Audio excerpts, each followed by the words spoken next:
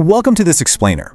If you're a part of our Vital Elixir community, meaning you're 55 plus and really care about aging with strength, keeping your brain sharp, and protecting your heart, then this one is absolutely for you. Let me tell you about a composite viewer of ours. Let's call her Sarah. She wants to maintain her independence and vitality. But lately, trying to figure out something as basic as what oil to cook her morning eggs in has become incredibly stressful. Well, today we're going to change that for Sarah, and for you.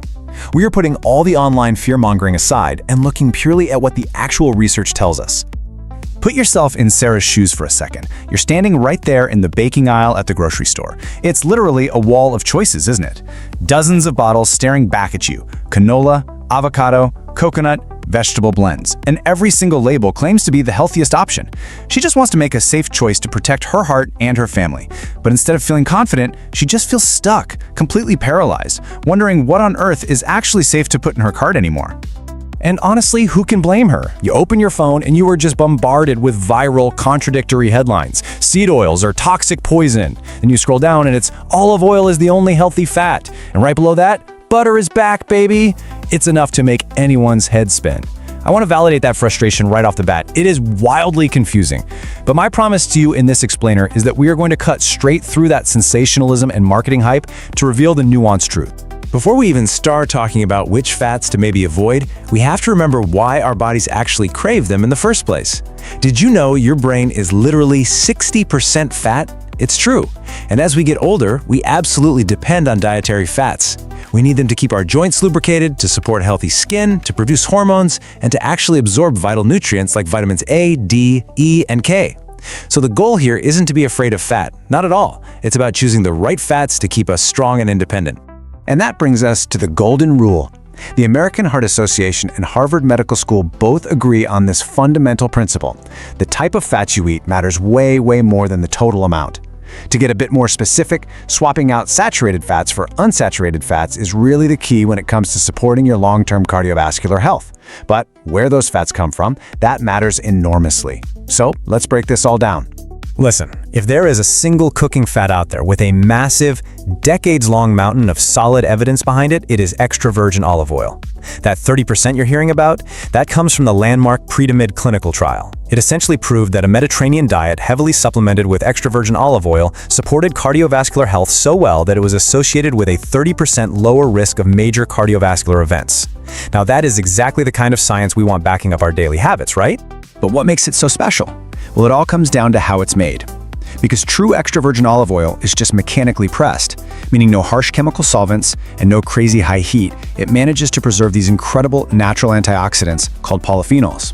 There's actually one in there called ileocanthal that provides anti-inflammatory effects remarkably similar to ibuprofen. It's pretty amazing. But to protect those precious compounds, you have to treat the oil right.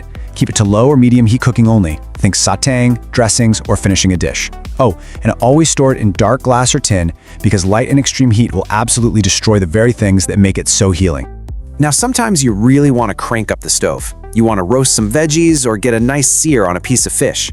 If you try that with extra virgin olive oil, it's just going to break down and smoke up your kitchen. That is exactly where avocado oil steps in.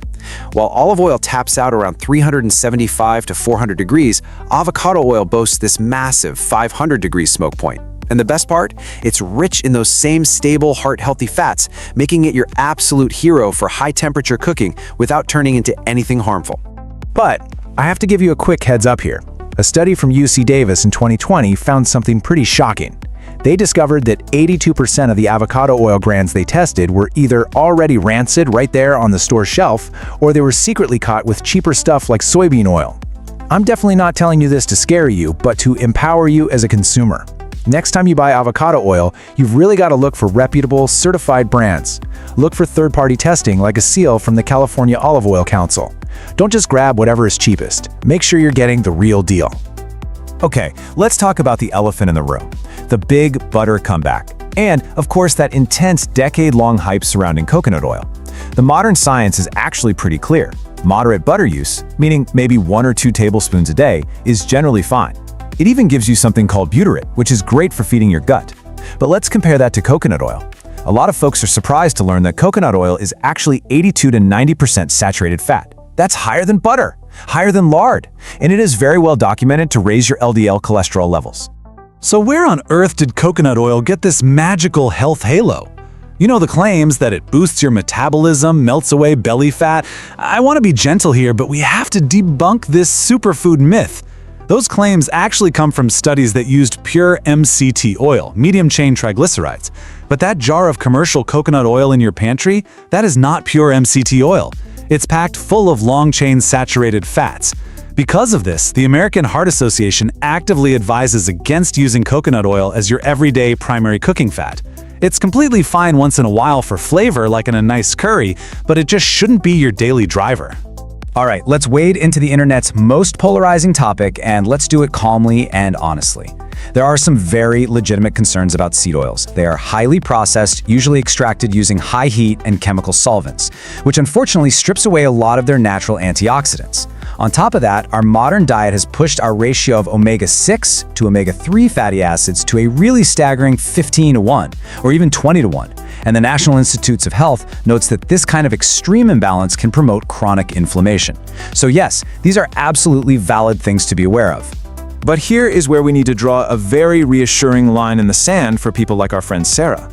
The clinical evidence shows us that the real danger lies in the massive amounts of reheated, highly oxidized industrial oils that you find in fast food and ultra-processed snacks. On the flip side, that little teaspoon of regular canola oil you might use to lightly sauté some zucchini at home, that is not toxic poison. There's absolutely no need to panic over that. The real goal here is just cutting back on ultra-processed foods, not stressing yourself out over a single drop of oil in your own frying pan. We have covered a whole lot of science today, but information is really only useful if you can easily apply it to your daily life, right? So let's walk through a super simple 3-step hierarchy so you have a clear, actionable game plan moving forward. Tier 1, your daily drivers. Make extra virgin olive oil your absolute go-to for low heat and dressings, and use avocado oil whenever you need high heat. Tier 2, flavor and occasional use. Enjoy your butter, ghee, and small amounts of coconut oil when a specific recipe really calls for it, but just keep it moderate. And finally, Tier 3, minimize. Just try to dramatically reduce your intake of industrial seed oils by cutting back on those ultra-processed packaged and fast foods. To sum up our explainer today, just remember this one thing. The absolute healthiest fat is the one that's least processed, used in its most natural form, and never heated beyond its smoke point. Once you understand that simple rule, the grocery store just isn't scary anymore. A nice drizzle of real, polyphenol-rich extra virgin olive oil over your salad is going to beat a highly processed, store-bought, low-fat dressing every single time. Nature usually gets it right, doesn't she? Now, just a quick, gentle reminder that this explainer is strictly for educational purposes. Because we're talking about things like longevity and heart health today, I deeply respect that everyone's journey is unique. So, if you're managing a cardiovascular condition, if you're taking statins, or if you're planning any major dietary changes, please always consult with your U.S. healthcare professional or a registered dietitian first. What works wonderfully for one person might need a little tweaking for another, and we always want to put your safety first. We've traveled a long way from Sarah's confusion in that grocery aisle to a place of real clarity and control. You don't need to fear fat. Your brain and your joints literally depend on it to keep you active and independent. So I'll leave you with this final fun question. What oil are you going to cook with tonight? For a simple next step, go check your pantry right now and see if your olive oil is actually stored in a dark bottle. Share your newfound kitchen ritual in the comments below. Thank you so much for trusting Vital Elixir today. Keep cooking with confidence, and I will catch you in the next explainer. Thank you for your time. Subscribe for more health education. Like the video and share it to help others stay informed.